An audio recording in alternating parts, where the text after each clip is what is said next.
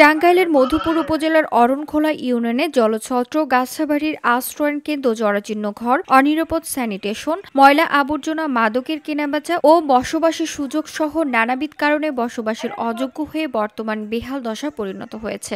স্থানীয় সূত্র জানায়, ১৯৯৯ থেকে ২০০০ সালে সরকারের আশ্রয়ণ প্রকল্পের আওতায় টাঙ্গাইল ময়মনসিংহ আঞ্চলিক মহাসড়ক ঘেঁষে মধুপুর উপজেলা জলছত্র, গাছাবাড়ি মৌজায় ধরদইরা এলাকায় ভূমিহীনদের পুনর্বাসনের জন্য এই আবাসনটি নির্মাণ হয়।